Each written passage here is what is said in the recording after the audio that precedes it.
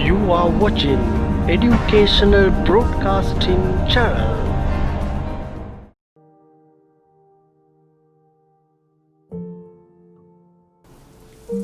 අයිබෝවන් 11 ශ්‍රේණිය සඳහා අපි කලින් සමීකරණ පිළිබඳව සුළු මතක් කිරීමක් කළා. අපි අද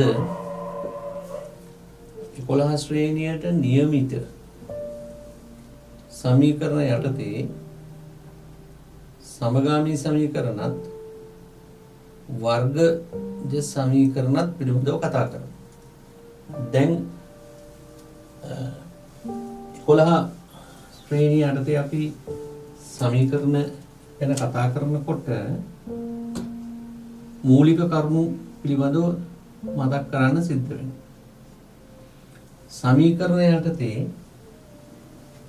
අපි ඉගෙන ගන්නවා 9 ශ්‍රේණියේදී සරල සමීකරණ. ඊළඟට ඉගෙන ගන්නවා සමගාමී සමීකරණ. සමගාමී සමීකරණ. තුන්වෙනුව 10 දී සහ අපිට 11 දී ඉගෙන ගන්න තියෙනවා වර්ගජ සමීකරණ. මේකදී ඔබ විශේෂයෙන්ම මතක තබා ගත යුතු දේ තමයි සමගාමී සමීකරණ වලට ඔබට ලකුණු 10ක ප්‍රශ්නයක් 11 ශ්‍රේණියේදී වර්ගජ සමීකරණ වලට ලකුණු 10ක ප්‍රශ්නයකුත් ලැබෙනවා. ඒ වගේම සරල සමීකරණයක් කෙටි ප්‍රශ්න පත්‍රයේ ලැබෙන්න පුළුවන් ලකුණු 2කුත් මේකට ලකුණු 2කුත් සමගාමී වර්ගජ කියන මේ හැම සමීකරණයකින්ම කෙටි ප්‍රශ්නයක්. එතකොට බලන්න මෙතන තියෙනවා ලකුණු 26ක ප්‍රමාණයක්. දෙකේ ප්‍රශ්න 3යි ලකුණු 10 ප්‍රශ්න 2යි.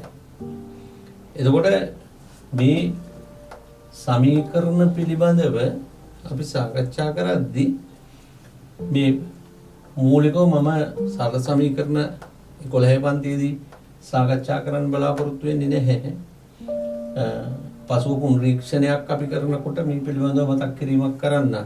ඒ නැත්නම් අපි ඉදිරිපත් කරන වැඩසටහන් මාලාවේ 9 ශ්‍රේණියේ වැඩසටහන් වල සරල සමීකරණ පිළිබඳව මූලික කරුණු ඔබට බලන්න පුළුවන්.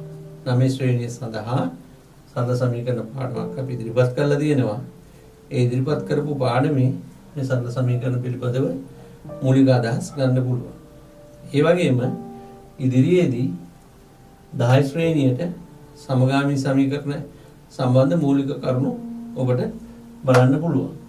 නමුත් 10 ශ්‍රේණිය අපි මෙතෙන්දී විශේෂයෙන්ම බලාපොරොත්තු වෙන්නේ වර්ගජ සමීකරණ පිළිබඳව කතා කරන්න. හේතුව මේක ලකුණු 10ක ප්‍රශ්නයක් නිසා සෑම වර්ෂයකම අපිට මේ ප්‍රශ්නය ප්‍රශ්න පත්‍රයේ ලැබෙනවා. සමගාමී සමීකරණත් එහෙමයි.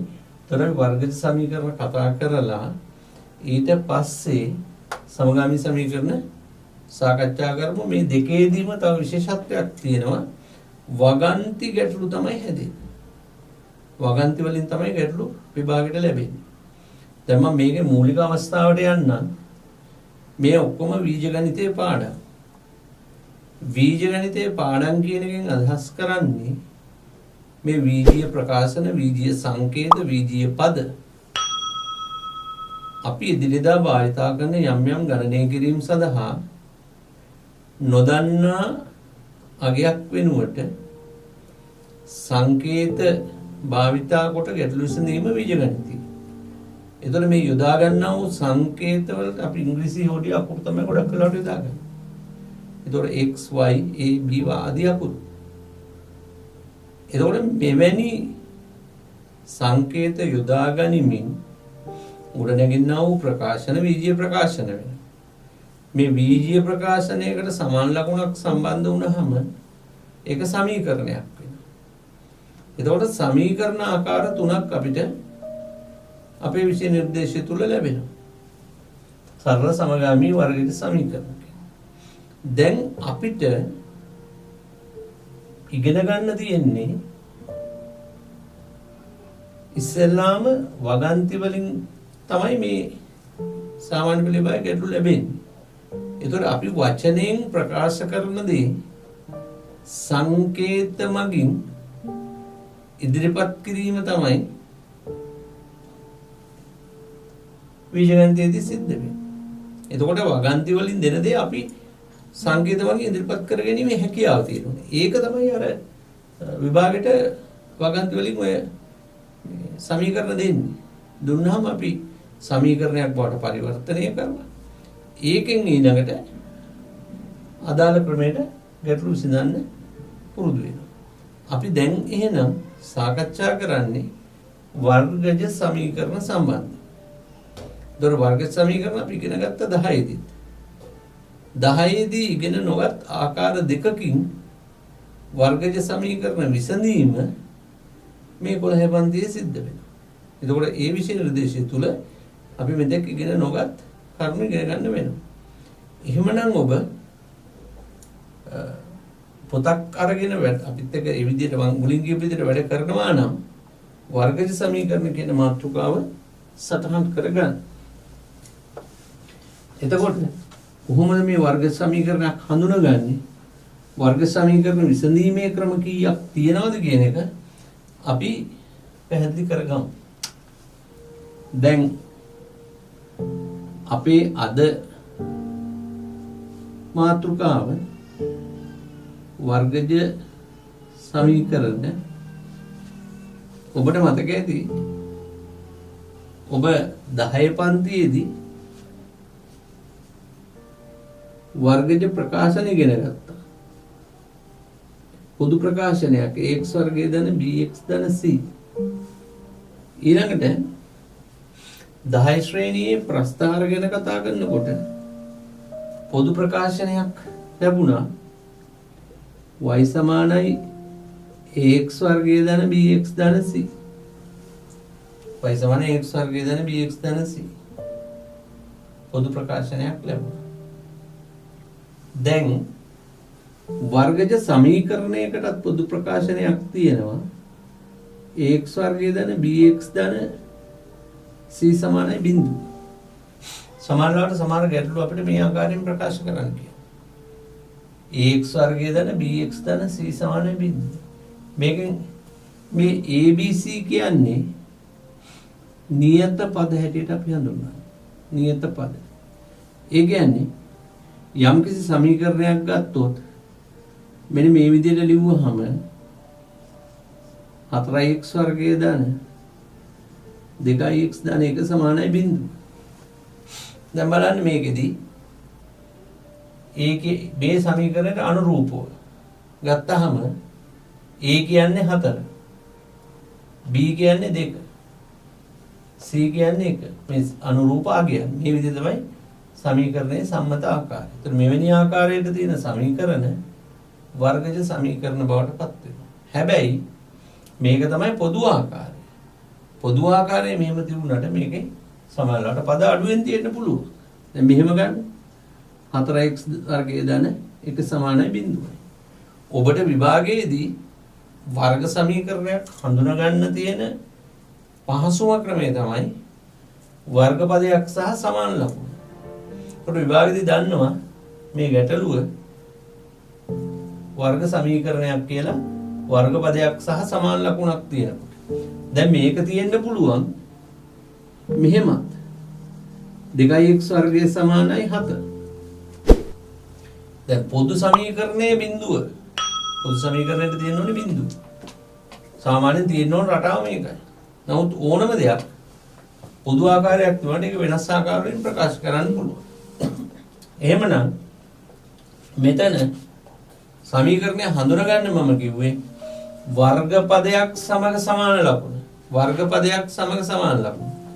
වර්ග පදයක් සමග සමාන ලකුණ දෙනවා මේක වර්ග සමීකරණය. ඊට පස්සේ අපිට මේ ආකාරයට පරිවර්තනය කරගන්න පුළුවන්. සමහර විට මෙහෙම තියෙන්න පුළුවන්. x ධන 1යි x ධන 3 සමානයි බිංදුව. මේක වර්ගපදයේ පේන්නේ නැහැ. හැබැයි අපි දන්නවා x x වලින් වැඩි කරාම x වර්ගය එනවා.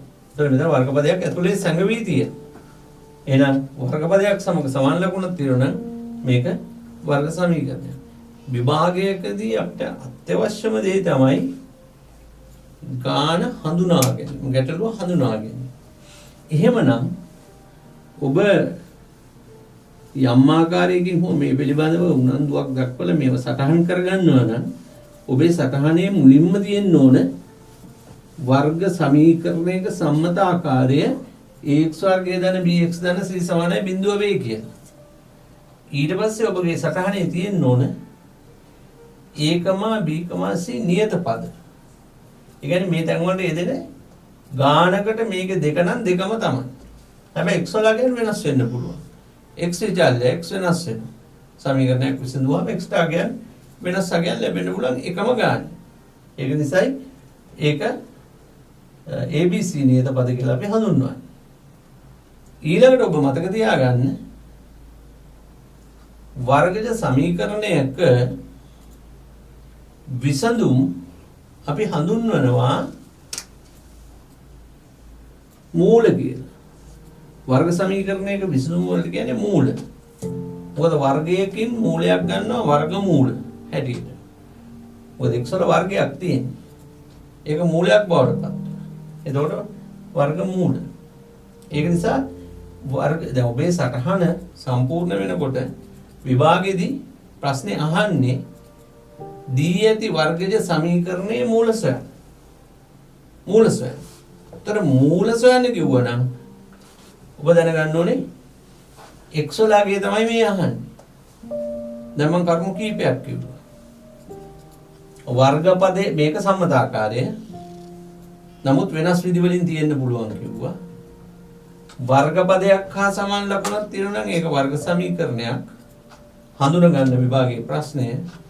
වර්ගපදයක් හා සමාන ලකුණක් තියෙනවා නම් වර්ග සමීකරණයක්. වර්ග සමීකරණයක් විසඳුවාම x ටාගයන් දෙකක් x ටාගයන් ලැබෙනවා. ඒකට කියන්නේ මූල කියලා. එහෙනම් ඊළඟට මතක තියාගන්න ඕනේ වර්ග සමීකරණයක විසඳුම් දෙකක් තියෙනවා. මූල දෙකක් තියෙනවා හැම වෙලාවෙම. x ටාගයන් දෙකක් ලැබෙනවා. ඔබගේ සටහන සම්පූර්ණ විය යුත්තේ මේ විදිහටයි. වර්ග සමීකරණයක සම්මත ආකාරය මේ ABC නියත පද වර්ග සමීකරණයක විසඳුම් මූල ලෙස හැඳින්වෙන්නේ. හැම වර්ග සමීකරණයකටම මූල දෙකක් තියෙනවා. ඒ කියන්නේ x වලට අගයන් දෙකක් තියෙනවා. හොඳයි. දැන් ඊළඟට අපි බලමු එහෙනම් x වලට අගයන් දෙකක් ලැබෙනවා නම් වර්ග සමීකරණ විසඳීමේ ක්‍රම කීයක් තියෙනවද?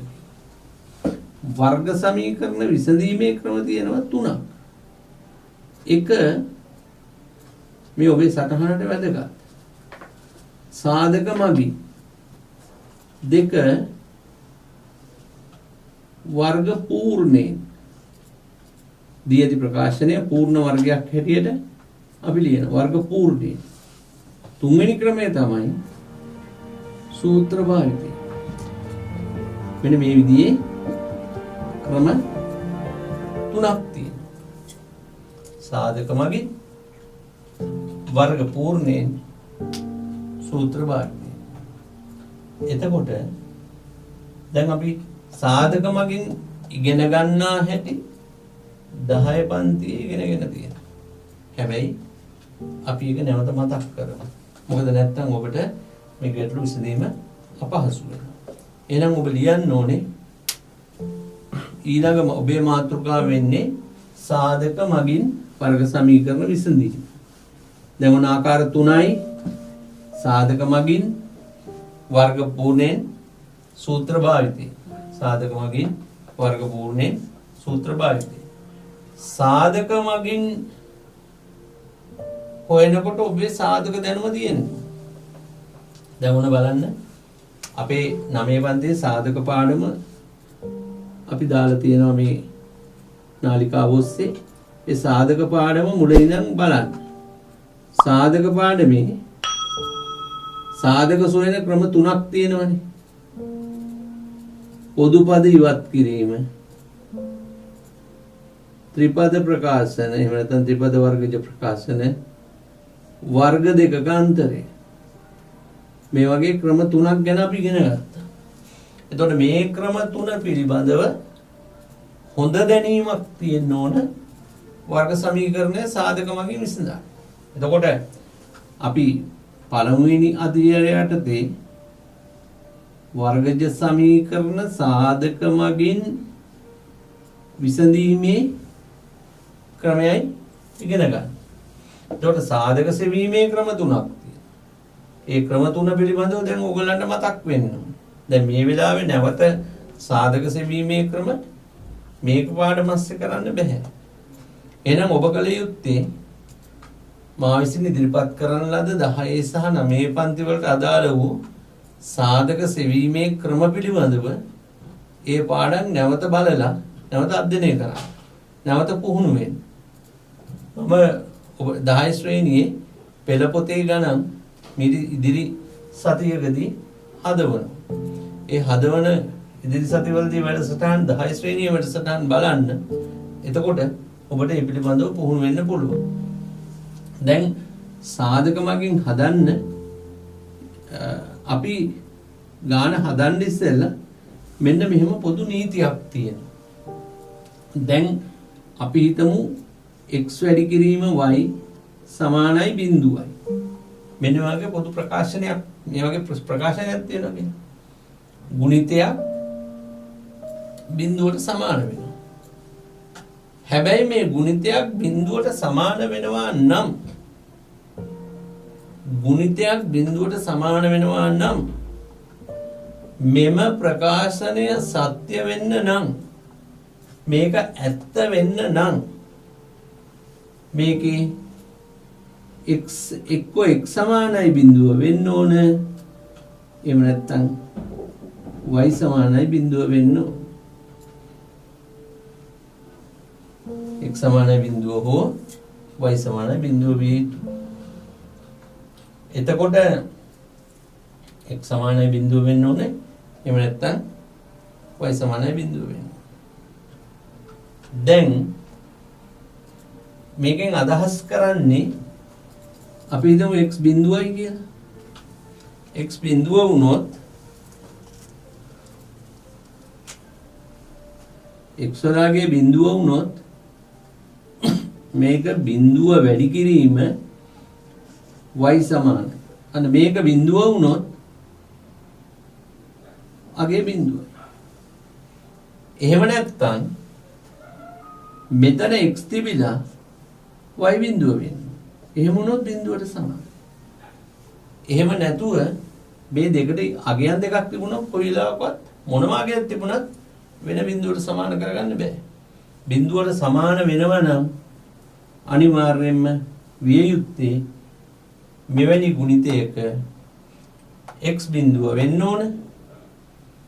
එහෙම නැත්නම් y බිඳුව වෙන්න ඕන.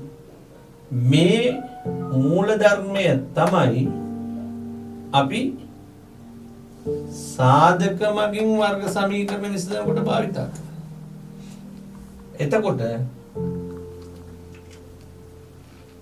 x වැඩි කිරීම y සමානයි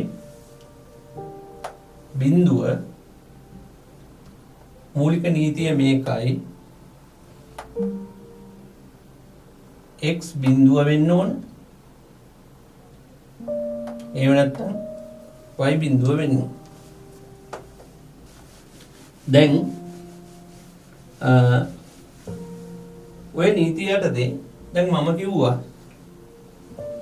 x වැඩි කිරීම y සමානයි බිඳුවනේ මූලික නීතිය. බිඳුව වෙන x බිඳුව වෙන y බිඳුව. ඒ කියන්නේ මෙතන තියෙන ගුණිතයක් නේ. ඔබට මතකද ඔබ සාධක හොයනකොට මම කිව්වා සාධකවල අවසාන ප්‍රතිඵලයේ ගුණිතයක් විය යුතුයි. සාධකවල අවසාන ප්‍රතිඵලයේ ගුණිතයක් විය යුතුයි. සාධකවල අවසාන ප්‍රතිඵලයේ ගුණිතයක් විය යුතුයි. අවසාන ප්‍රතිඵලයේ ගුණිතයක් විය යුතුයි. එහෙනම් දැන් මෙතන තියෙන මේ ගාන හදන්න මෙතන තියෙන නීතිය ගුණිතයක් නේ. ගුණිතයක් තමයි බිඳුවට සමාන වෙලා තියෙන්නේ. එහෙනම් අපි බලමු දැන් මේ සම්බන්ධතාවය කොහොමද ගැලපෙන්නේ මේ සාධක මගින් වර්ග සමීකරණ හදනකොට. දැන් එහෙමනම් අපිට පුළුවන් වෙන්න ඕන මේ වගේ ප්‍රකාශනයක් දුන්නහම මෙන්න දින වර්ග සමීකරණයක්. මේක සාධක මගින් විසඳනවා. ඒතකොට සාධක මගින් විසඳනවා කියන්නේ මේක බිඳුවට සමාන වෙනවා කියන්නේ. බිඳුවට සමාන වෙනවා කියන්නේ මෙන්න මේක සාධක කරමු. x එකට ගත්තා. එතකොට එන්නේ x ධන 2යි. දැන් සාධක වෙන හැටි කියන්නේ ඔබ දන්නවා පොදුපද ඉවත් කරලා සාධක වෙන හැටි. මෙන්න තියෙනවා ගුණිතයක්. x ගුණ කිරීම x ධන 2. මේ ප්‍රකාශනයේ සාධක හොයලා තියෙනවා. එහෙනම් අපි කරන්නේ මේ ප්‍රකාශනයේ සත්‍ය වෙන්න නම් අපි කියන්නේ බිඳුවට සමාන වෙන්න ඕන කියලා. x සමානයි බිඳුව හෝ x ධන 2 සමානයි බිඳුව විය යුතුය. ඒක අපි විය යුතුය කියලා ලියන්නේ ගාන හදනකොට අපි දැනගන්න ඕනේ ගුණිතයක් බිඳුවට සමාන නම් එක්ක x සමානයි බිඳුව. එහෙනම් මේ කොටස සමානයි බිඳුව. දැන් x වලට එක උත්තරයක් ඇවිල්ලා. x සමානයි බිඳුව. ධන 2 එහා පැත්තට ගන්න. ඍණ 2යි. මෙන්න වර්ග සමීකරණයේ අපි කොහොනේ මූල දෙකක් ලැබෙනවා කියලා. ඒ ලැබෙන මූල දෙක කියන්නේ x වල කියන්නේ 2. එහෙමනම් x දැන් මේ සමීකරණයේ විසඳුම තමයි x සමානයි බිඳුව හෝ x සමානයි ඍණ 2. ඔබට මේ ප්‍රකාශනය හරිද කියලා දැනගන්න පුළුවන් මේකේ අගයන් ආදේශ කරලා. අපි මෙතන බිඳුව මෙතෙන්ට ආදේශ කරොත් බිඳුවයි දෙවර බිඳුවයි. ඍණ 2 ආදේශ කරොත් ඍණ 2 වර්ගය ධන 4යි. ඍණ 2 ධන 2කින් වැඩි කරාම ඍණ 4යි ධන 4යි ඍණ 4යි බිඳුවයි. මේක තමයි අපි වර්ග සමීකරණය සාධක මගින් විසඳන ක්‍රමය. අපි ඊළඟ වැඩසටහනේදී සාධක මගින් හදන වර්ග සමීකරණ විවිධ ආකාරයෙන් ආකාර 3ක් කිව්වනේ. ඒ ආකාර 3ෙන් අපි කොහොමද වර්ග සමීකරණ විසඳන්නේ කියලා අපි සාකච්ඡා කරමු. එහෙමනම් මේ මූලික સિદ્ધාන්ත ටික හොඳින් බලා ගන්න. මේ මම කියපු කරුණු ටික හොඳින් අධ්‍යයනය කරන්න. ඊළඟ වැඩසටහනේදී අපි මේක තවදුරටත් කතා කරමු. එහෙමනම් ඔබ සියලු දෙනාටම ආයුබෝවන්.